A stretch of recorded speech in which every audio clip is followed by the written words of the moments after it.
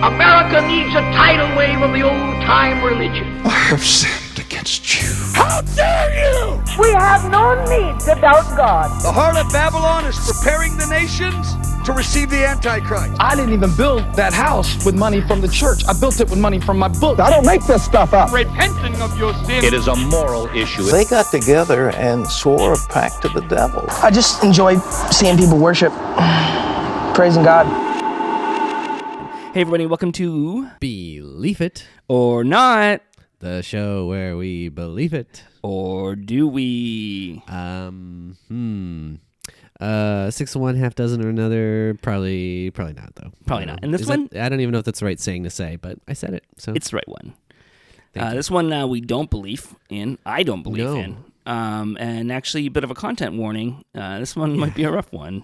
Yeah, I read, so Trevor, because we put up the Zencaster, and it has a little title, what it is, and I didn't read it at first, but I just saw it like shortly before we started, and I'm like, oh no. Yeah, so definitely a content warning on this one. Damien, do you remember a couple months ago, or actually even more recent than that, where Tennessee, did you hear about this marriage bill that they were talking about in Tennessee? Vaguely. I think this might be actually something we should just put out. Didn't the Supreme Court just held a vote that they're basically I think it's something along the lines of them repealing Roe v. Wade. It was more like a leaked thing where that's the plan, but somebody at the Supreme Court. And it seems like they're trying to get rid of a few of these things, with other things as well. So it's that's a scary time. A very terrible situation right now. Sorry, I didn't mean to interrupt what we were talking. No. I just felt like that's pertinent to a certain degree to what we're talking about today. I think so. And that's the thing too, is like if there were more access to abortion and less stigma around abortion, I think that this topic we're going to talk about would be less tough. Or just sex and sexual health and anything like that, right? But so but this bill in Tennessee that they were trying to pass, and I know they changed the wording of it, but basically the idea of the bill was they were trying to make a new type of common law marriage in Tennessee as a way for pastors who didn't want to marry people because of gay marriage. So they thought that marrying anybody because gay marriage is legal, that was like blasphemy or whatever. So they were trying to make this new type of marriage that was only between a man and a woman, but would still be a legally binding marriage. Yeah. But part of the bill, part of the thing was... I don't understand what the fucking point of that is. Yeah, it's so dumb. Like, what does it matter? Yeah. But part of the problem with that bill, too, besides it just being a bigot bill, was that it had no age requirements. So anybody could get married under this new marriage rule. So like any as long as they're a male and female signed at birth, if they're two people, doesn't matter what age they are, they can get married. So I guess my question for that is this for normal marriage laws, are the age limits for them defined by specific laws, or are there other laws that would kind of denote these things? Yeah, so it depends. In Canada, there's some different rules, and in America, each state has its own rules on age, the age you can get married. So I guess my question would be: is that age in which you can get married separate from the other like marriage laws? Like in this case, this one that would be a different type of common law. Like, would not the one for the other marriage laws have an age requirement that you would think go over to that one, or are they just two separate things? They'd be two separate things. So if you like before they changed the law, if you got married under this one, then you can get married at any age. Great. So yeah. But luckily that changed, but still I think the whole bill was shot down, but I'm not 100% sure on that one. So around the world, 1 in 5 girls are married before the age of 18, which makes people think that this is like, just an issue in, other countries, because it's not as big in Canada or in the US, but it's still a huge problem here. And the reason we're talking about it on a religious podcast is because religion has a lot to do with the reason why people get married. Yeah. And what's the big reason for it? Is to take away young girls' autonomy and to legally give control to the husband. Yep. They're It's so fucked up. It's really fucked up. So there's a few different reasons why, this happens, but one of the most common ones is a teenage girl gets pregnant a lot of times with, somebody who's over the age of 18. So she's, 14, 15, and she's with somebody who's like 24 or higher, or like, anyways, it's statutory rape. So what happens a lot of the times is she gets pregnant and the religious family is upset that she's pregnant and not married. And also the guy can go to jail for statutory rape, but if they're married, then he doesn't go to jail because a lot of states have loopholes. And that's basically, it's nicknamed the marry your rapist loophole, where if you have parental permission and you're pregnant, a judge will sign off on you getting married. Some states as young as 14, and some have no age limits. I mean, that's absolutely fucked, especially to, like, it's not even saying whether or not the person themselves necessarily consents. It's, most of the time, it's just if the parents give their consent. Yeah. So, and I know that there's definitely instances where I'm sure the children, the last thing they would want is to be with this person, but their parents are like, you have to do it, otherwise, whatever else is going to happen.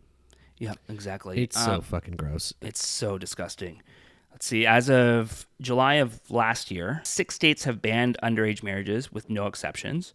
New Jersey, Delaware, Pennsylvania, Minnesota, Rhode Island, and New York. So only 6. And America, Samoa, and the U.S. Virgin Islands as well. So that's in America. But between 2000 and 2018, there were almost 300,000 minors married legally in the United States. 300,000? 300,000. It's a lot less in Canada, but still between that same time period, that's 3,600. So 3,600. So it's a lot less, but we also have a much smaller population. I guess my question would be is how many of these are just people getting married super, super young? Like, does that count into this statistic? Is that anything like? That's marriages under 18, the age of 18. So that does count when it's like a 18-year-old marrying a 17-year-old. So it does count those. So, but because I'm sure there's a good portion of it that is that, especially in a lot of the very religious areas, where all they want to do is just have sex. Yeah. So, I mean, I watched some videos of, just people talking about their experience. A lot of times it's fundamentalist Christian. Yep. Like I said, there was one sad story. It was, poverty also has a lot to do with it. There was one sad story where this guy got a girl drunk at a party when she was 14. He was 24. And then in order to get out of jail, he bought her dad a case of beer in exchange for his signature on marriage papers. Are you serious? Yeah. And that was like, they were, impoverished. Her dad was an alcoholic. And he was like, well, I'll provide a good home for her. Don't worry. And yeah. What the fuck? Yeah, exactly. That seems like two people. Like, I don't necessarily advocate violence, but this seems like these are like two people that we should be stringing up in the town square, like for shit like that. That's fucked up. Yeah. And one of the most famous stories is this girl. She was, again, 14. He was in his early 20s. She woke up one morning and he's like, we had sex last night. And she had no memory of it. She was just blackout drunk and she just knew he took advantage of her. And she got pregnant. She told her mom and her mom filed complaints with the police. But her parents were divorced and her dad didn't want any charges laid against the guy because he didn't want his daughter to be an unwed mother. So he fuck you. Took her 3 states over on her 15th birthday. Fuck you. Like, as soon as she turned 15, because it was, he found one state that you didn't need both parents' signature. And so it was like a 2-day drive. They got married. Luckily, it's still a really sad story, but luckily the mom persisted and the guy did still get arrested. And the guy still went to jail, as well as the dad. Oh, the dad went to jail? The dad went to jail because as well. For taking her over state lines or whatever and everything? Yeah. Right. And so that was like, that had a better outcome, but it's still like, and his reasoning was he didn't want to look bad in front of his church, that his That's daughter. so gross. Yeah. I hate that so much. Like, so much of this is just about saving face to not look like a piece of shit. Yeah. But then all you end up doing is making yourself an even bigger piece of shit. And a lot of the times, too, it's not even at your own expense. It's at the expense of, someone who you would think you should love. Mm-hmm. I'm not going to say unconditionally, but, within reason. Unconditionally. Your own children, right? Exactly. Like, that's your kid. You're supposed to be protecting them. Yeah, for sure. And I'm not like, I'd want to kick that guy's ass. I wouldn't want to force your daughter to live with him. I don't know. It just feels too easy for the parents to kind of just be able to say, like, yeah, no, it's fine. There's like no, I don't want to say like a fail safe, but like there's no like repercussions for bad parents making these decisions on behalf of their children. Which, I mean, in a lot of cases there really isn't either, but like this is something that's so like this can affect a person's entire life, right? Like this isn't just like, oh, this happened, so we're gonna make them go to summer camp. It's just like, no, you're going to basically give your child away to a stranger. Yeah, and that's their life now. And what happens too is, I think it's 50% drop out of high school. Yeah, and then I think it's even lower number who graduated college, like a much lower number. And most of these marriages still end in divorce. Like I think it's 86%. Right. Which, I mean, good they got out of it, but also now you have no education and you're raising these kids because usually it's not just the one kid. Usually once they get married, they just start pumping out kids. Well, another thing about these fundamentalist idiots is that they should be looking at is that now you're double sinning. Yeah. Yeah. Not only did you get, you had premarital sex, but now you're getting a divorce? Mm-hmm. What will their churches think? Oh no. And the thing is too, a lot of places, I don't know if it's all the states, but like you aren't legally allowed to file for divorce if you're underage. Yeah. So there's nothing, again, you're basically, I don't want to say indentured servitude, but to a certain degree it kind of is. Yeah. And like some battered women's shelters don't take underage girls. And so like they have no safeguards. Mm-hmm. And it's, and then, so for example, in Kentucky, you're giving your children over to a predator. Yeah. In Kentucky, they were trying to make a law banning child marriages, but a Christian organization called Family Foundation of Kentucky fought it. Why? Basically, like it goes against family wishes. And if a child, like if somebody's pregnant and they want to have a father figure in the household, then they should be allowed to have that right to marry or whatever. And a lot of times with marriage bills too, they just anything like that, they think it's a backdoor to gay marriage. Right. Well, that's Mitch McConnell's state too, right? Kentucky. And the same thing happened in Tennessee years ago, where for this most recent one in Tennessee, and again, some group with the name, the Family Action Council of Tennessee countered it and fought against the bill that would, set an age limit. So again, this is the same thing with anything like abortion rights, with marriage rights, with sexual education. It's a bunch of fundamentalist people who their whole goal always just seems to be like, what can we do to enable predatory behavior and to avoid consequences for all the shitty people that we know. Yeah. Exactly. Like that's all it ever seems to be. Like, why else would you oppose something like that? Why would you oppose gay marriage? Why would you oppose proper sexual education? Why would you oppose this stuff? And the only reason I can see is that, oh well, all these people I know are doing these things, and I don't want them to get in trouble. Like I don't know why you would want to do that. And the thing too is like you need your parents' signature. Some states the parents have to be there. Argue their case to the judge why their kid should get married. Not a lot of states have any requirement for the kid to say whether or not they actually want to get married. Right. And even ones that do, there's still like pressure from the parents to like, this is what you tell that judge. It's gross. And then,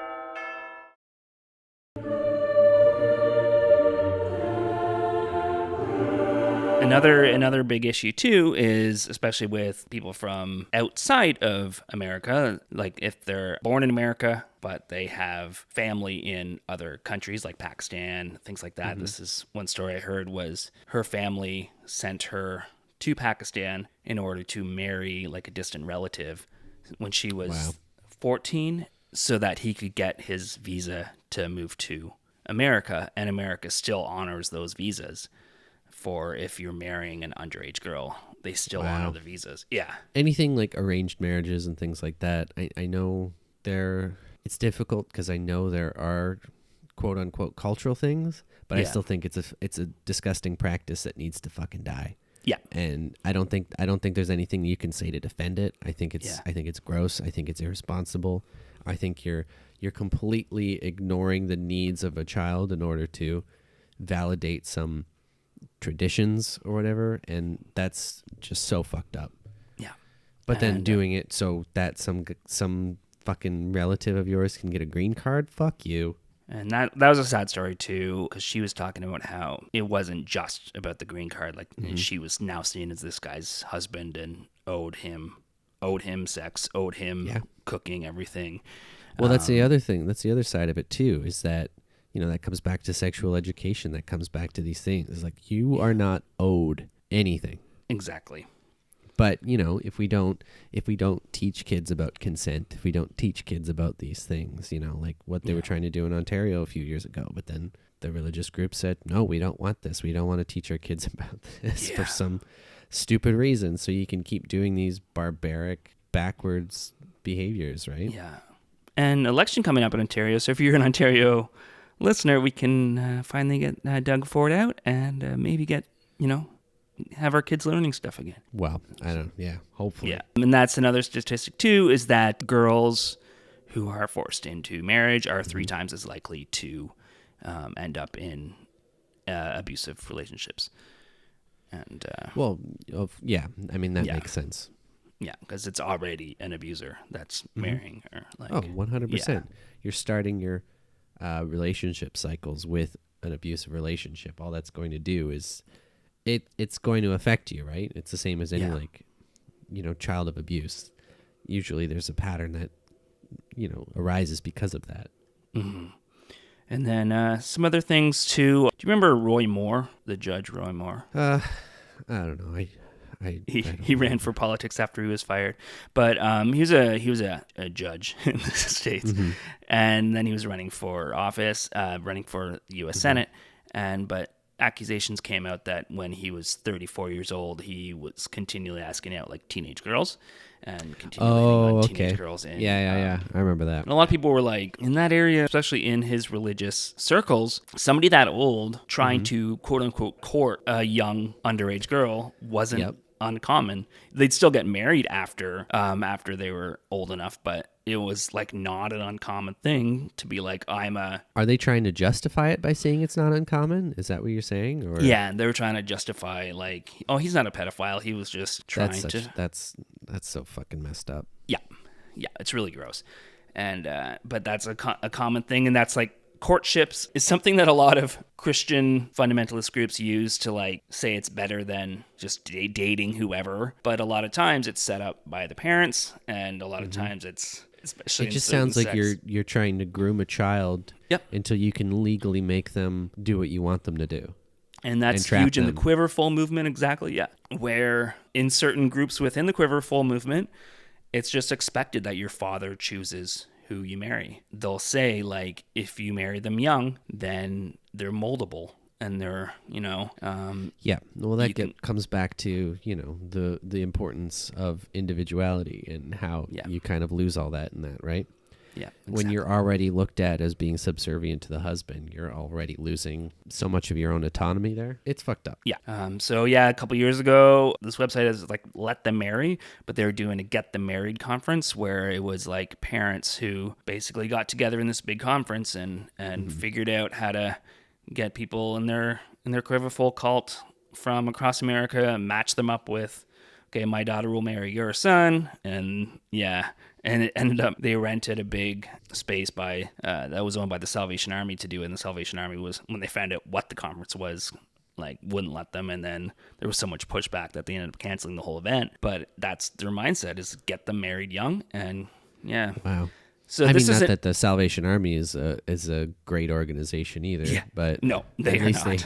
At least they knew how shitty this was. Yeah, some other groups, fundamentalist LDS churches, a lot of them, there's been a lot of issues with child marriage, polygamy cults. Yep. A lot of them end up, with child marriage.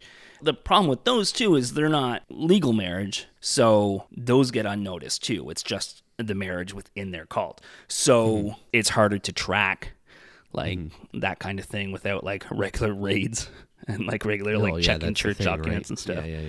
Yeah. Well, what do they? They don't care about the law. They care about the Lord. Exactly. Other cults, there's Children of God. We've talked about them before. But there are a lot of people forced to marry young. There's a couple Islamic cults as well in the States. There was a story about a girl who was forced to get married at 12 in Texas. Yeah. So it's a huge problem. There's a group called Unchained that is working very hard in the States to get the laws changed. Yep. They've had some definite pushbacks, but they've been working pretty successfully to get. Well, I'm wondering how recent revelations with the Supreme Court and kind of the road that they're leading down, how that's going to affect these kind of legislations. So hopefully, I mean, it is a big step back in terms of body autonomy and people's rights, but hopefully it's not another step back for this as well. Yeah. And there was even one bill that the ACLU was fighting against because the bill would outlaw marriage under the age of 18 in California. And the ACLU was against it because reproductive rights, they said that if somebody's pregnant, they should have the right to be married because there's also other rights that come with getting married. And right. Guess I understand that. Maybe just give them protections. Yeah, or just, if they had standardized medicine and things like that and childcare and prenatal care and all that stuff. If that stuff was affordable or state sponsored or anything like that, then you wouldn't need to worry about if they could get married or not as an underage person. I think in general, a lot of people, especially in religious circles, get married way too young. Right. Oh, and it affects 100%. their life in a huge way. Oh, I'm not surprised by that in the least. I mean, the amount of people I knew from Bible college who are now divorced because they just got married because they wanted to bang. Right. Or they had banged and got pregnant. It's crazy. I used to think that, my parents were married at 21 and 22, so I was like, oh, that's the norm. That's what you do. But yeah, it's pretty crazy. Well, that's the thing, too. Going back, I was saying about childcare expenses and stuff like that. I can't imagine how little money that would relatively cost. And I was just looking up. The United States spent about $801 billion in 2021 on their military budget. On their military budget, yeah. On their military budget. Yeah. I'm sure a small fraction of that you could pay for healthcare. Especially if you consider yourself pro-life. Why aren't you fighting for that? Because they're pro-death. Yeah. So many of these people are, they're part of a death cult. They want war, famine, greed, all that shit, right? All the stuff that they purport to hate. But yeah, if there's a chance that they could be one of the elite, then they'd rather have that than, give somebody else an advantage. Exactly. And yeah, a lot of this is about appearance. And it's about, hey, my daughter's a holy person who's married to a holy man, not I forced my child to marry her rapist. Or yeah, and that's what we need to do. We need to start shaming these people. We need to start reframing the narrative. I think most rational people are. I think that I'll be fair there. I think most people understand that this is a terrible, horrible thing. But if you're in a community and you see shit like this happening and you stuff like this is happening, call it out for what it is. Come on. I don't know. I went to when I was a kid, a very young kid. I went to a teen wedding. I think they were 18, but they were pregnant, and it was definitely a shotgun wedding. And I remember just looking back on it and thinking how weird that was. And then I remember a few years ago too, my friend's sister kind of had a very similar thing where she wasn't a child, but she was very young, got pregnant, and was basically forced into a marriage, and that didn't last very long. And it was just, the wedding pictures were so sad to me because that church too, everybody would come out to a wedding, but if it was a teenage wedding, it would just be a handful of people, and it was, Mm-hmm. I mean, if I was getting married, I would just want a handful of people. I wouldn't want a whole fucking... So, yeah. I mean... I'm like, okay, but I understand the point you're trying to make. Yeah. I'm not trying to I'm not trying to belittle the situation. I'm just trying to bring a little levity to a terrible topic here. Another organization is Girls Not Brides, and they're more international, although they do acknowledge that it has to be stopped in developed countries as well, because a lot of people just think everywhere. It has to be stopped everywhere. A lot of people just say, "Oh, that's just in the Middle East, or that's just in Asia," but it's everywhere. Oh, I mean, that's so many of those issues, right? It's such a head in the sand, diversionary things like, oh, that's not a problem here. Mm-hmm. We live in a civilized country or whatever, right? Yeah. And that's all that's showing is your ignorance and your biases and your, it's like this. These are real problems everywhere. Yeah. Maybe not as visible, but. And I mean, that's really all I have on child brides. Like I said, it is getting better, especially in the States where more and more laws are being passed. Yeah. So, yeah. It was getting better. We'll see what happens. It was, yeah. And we'll see how oh man, can you imagine like just the amount of damage Trump has done by the judges he's appointed?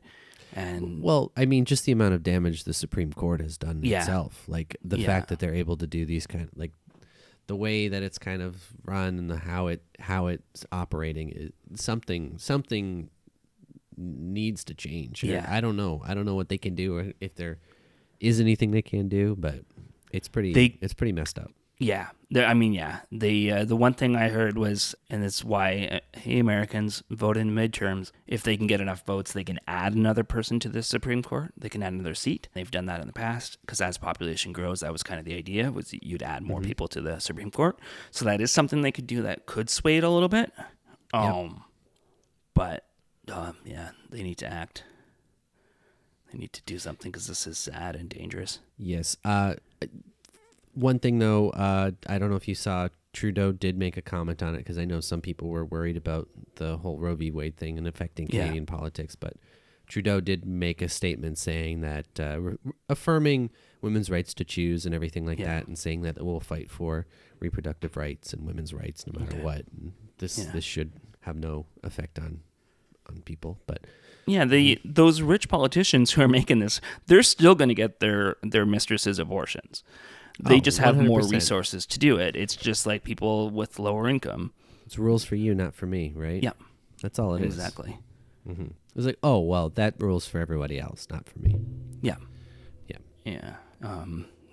The Onion put out a video that was like, new state law says you have to spend one night in a haunted house in order to get abortion. That's cool. I'll do it. Yeah. But if you could have a proxy, I'll start up a business. I'll stay in haunted houses so people can get abortions. That's true. Yeah. I'll live in a haunted house. I'll do it. Because ghosts aren't real. Exactly. I was thinking for this episode, I'm not going to do a Christian rock lyric. Because it was just like, I was going to do one about marriage, and I was like, but that's not. And then, so I think actually, too, we'll save the thanking the patrons for next time as well. So we'll double up on that. And but I do want to say thank you to everybody who has supported us. You're all wonderful. And this is a tough thing, but it was something I wanted to talk about for a while, and figured it'd be more conversational than most. And I know we're barely scratching the surface on what this issue really is, especially on a global scale. Mm-hmm. I mean, I can't imagine just how nuanced and just how complicated an issue this is. And once we start looking into different countries, and especially when you start introducing poverty in other cultures too, things just get so messed up. But it's in every religion. Like I don't think there's any religions that's exempt from this. It's in every it's pretty much in every country, I'd say. And it's but a lot of times it does like you said, it does go on poverty lines, and it's well, it's the most vulnerable people, right? Mm-hmm. It's the poor, it's children, it's things like that. Yeah. So So, but thanks everybody. We love you. Mm-hmm. And goodbye. Bye. Work, Sky Moon. This podcast has been brought to you by the Sonar Network.